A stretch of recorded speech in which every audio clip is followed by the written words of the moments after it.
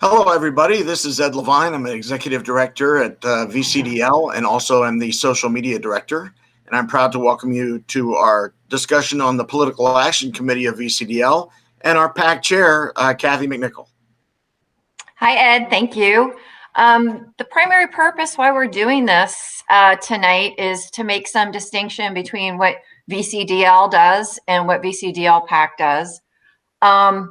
Let's go into that. But first, let me just say a couple things. First, this is going to be a quick and dirty video, if you will, because we're going to also replay this during the Lobby Day Caravan. So we're not going to discuss any Lobby Day Caravan stuff, except we hope you guys drive safely if you're listening to us during that.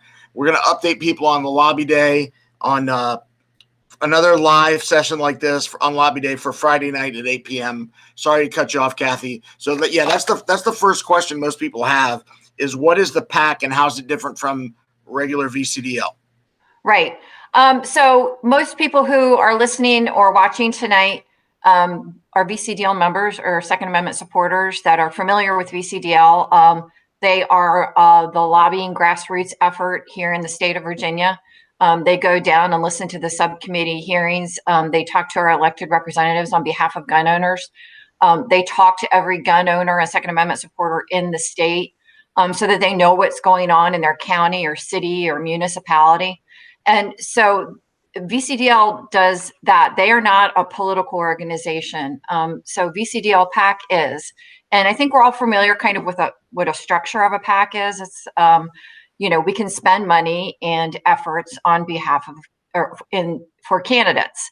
So VCDL Pac, the sole mission is to help candidates who support our gun rights in local offices, regardless of political affiliation. And I know some of you might chuckle about that, but it's actually true. I think in years gone by, there were conservative Democrats that VCDL endorsed that might not be the condition of the political landscape right now.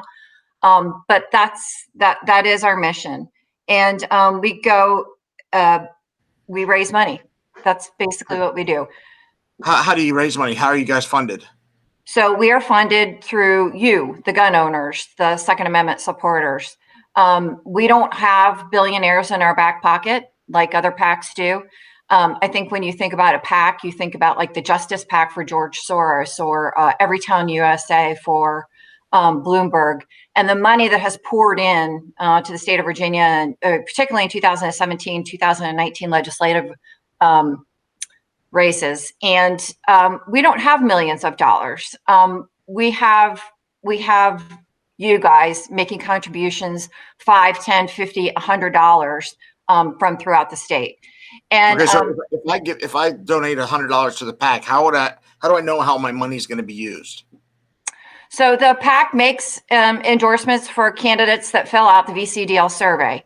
So VCDL issues a survey to all candidates, not just Republicans, not just conservative candidates, but all candidates. They give them the opportunity to send it back. Then they're rated by VCDL.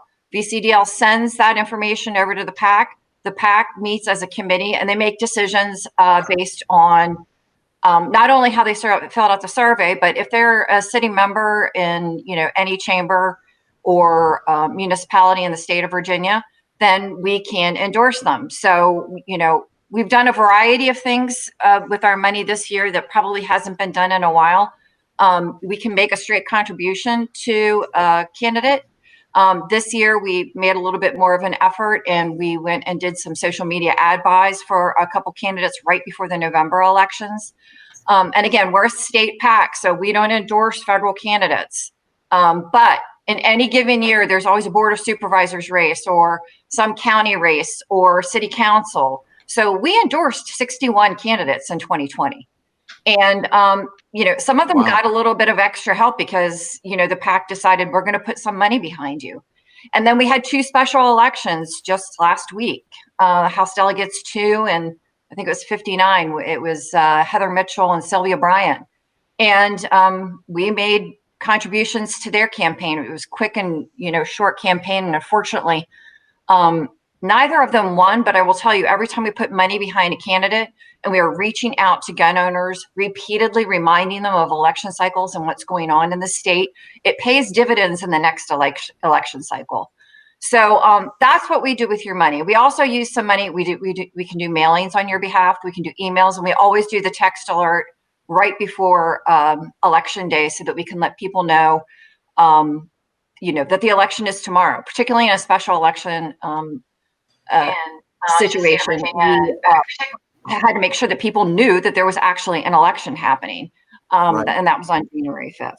Well, speaking of money, that's a great time to bring Pat in. Pat is also, in addition to being our secretary and our treasurer and a gun shop owner and the gun owner and all that, she's also the treasurer for the VCDL PAC. And I know there's some special rules that because it's a PAC, there's some special rules that if you donate that you have to do. So do either one of you want to field that, what those rules are and why we need that?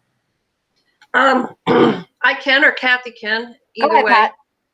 Okay, so first, before I get into that, I want to answer David's question. He said, what % of donations are kept for overhead? David, it's less than 1%. The PAC spends only the money that it absolutely has to communicate with you guys. There are no paid staff on the Political Action Committee whatsoever. So 99% or more of your contributions go directly to fighting for your gun rights. And I mean, if you include the mailings, reaching out to people to vote in elections or work for candidates or things like that, then you could say 100% goes to fighting for your gun rights. As far as the information that we ask for when you donate, we're required by state law to collect your name, your address, your occupation, your employer, and your employer's principal place of business, and that would be a city state. That is only made public if your annual contributions total over $100 in a calendar year. So if you make $9, $10 donations, that information is not made public. If you make 10 $10 donations, that information is not made public. If you make $101 worth of aggregate contributions in a calendar year, then that information is put on the State Board of Elections website on our Political Action Committee report. And if you're curious about how the money is being spent and used to fight for your rights, you can go onto the State Board of Elections website, look up Virginia Citizens Defense League Political Action Committee, and see all of our reports there. Yes. And Cathy, I know you wanted to summarize with how can people donate and should they sign up and donate once, or how can they? So it's scrolling at the bottom, vcdl.org/PAC-donate. If you go on the VCDL website, which, there's a lot of good information there. If you go right on the top where it says PAC, it'll have some basic information about the PAC, and then there's always a donate button. So when you hit that donate button, you're going to fill out the information that Pat just described, but you can do a recurring debit monthly. So like I give the PAC a certain amount of money each month. It's easier for me for my monthly budget than to write one check a year. We'll take individual checks. If you have, if you think you can make one donation a year, that's fine. If you want to just do $5 a month, do the math and think about if 1,000 people did $5 a month and how many. There's 30,000 plus VCDL members in the state. We have 50,000 people that showed up at lobby day last year. There's 100,000 followers on social media for VCDL, and our PAC page, might have 8 or 10,000. But if a small portion of those did a monthly debit, even if it was just $5, you can see where it would grow. And we would have, a continuous stream of money. Now, of course, we have to do fundraisers, which I think, we do online fundraising, obviously, like everybody else does. And I would love to do an in-person fundraiser. I was hoping in the spring. We have to be cognizant of the COVID executive order situation. So I know a lot of candidates are holding off making plans for even the March and April timeline. But hopefully within that time frame, maybe even May, we would like to have an in-person fundraiser where we can get together with our PAC donors and just have a good time and get to know each other. But another thing I wanted to mention was tonight is a deadline for candidates as well. So session starts on the 13th.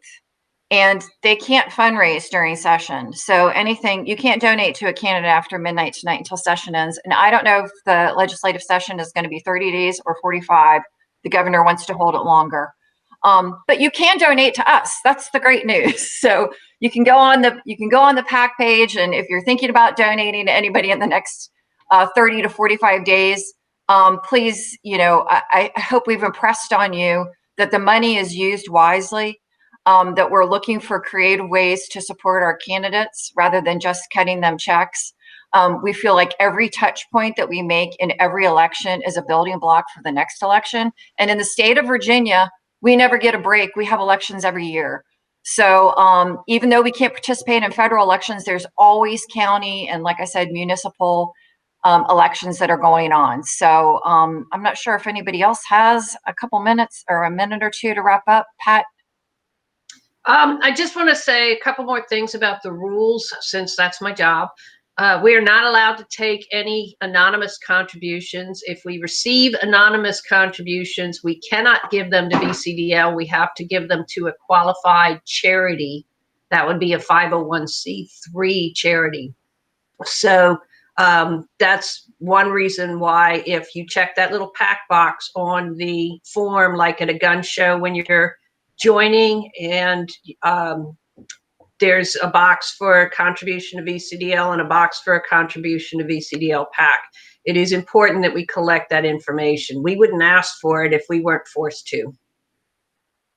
Yeah, and I think just last year, just real quick, it was a high watermark for VCDL for participation for your members, for you gaining members, for donations made to VCDL directly and for donations made to the PAC. One thing that we did was we made it easy because we were constantly reminding you, even when you re-up your membership with VCDL, that you can give to the PAC. So if you get that reminder in the mail, you're going to get a little piece of paper that says, hey, how about us? Help us out too. So, it's been great the past 12 months. I came into this, when VCDL was, our coffers were filling because of all the participation by the gun owners in the state and what was going on. So it's so much appreciated, but we have to keep it up. I'm telling you, in 2021, the millions of dollars that are going to pour into this state from our anti-gun friends, and, the big billionaires aren't going away. And the big bully billionaires or millionaires like Terry McAuliffe, even if he doesn't win the primary, his money has been in Virginia for about 15 or 20 years. So there's big money. And what we're trying to do is just compete on some level. And so, like I said, the recurring debit is a great way for a low dollar donation. If you feel like you can make a donation during a session, that would be great. Look for a fundraiser in the spring. And if there's any questions, please, email, or you can email from the VCDL website, and any information that goes to VCDL is supposed to go to the PAC. We trade it constantly. So we'll get your messages and we'll reply. I know people always have questions and we're here to answer them. Okay. Well, thank you very much for joining us tonight, which will be also today when we replay this during the Lobby Day Caravan. So if you're in the caravan, thank you for coming, and drive carefully and stay safe out there. Thank you, everyone, for joining us. Drive safely. Good night, everybody.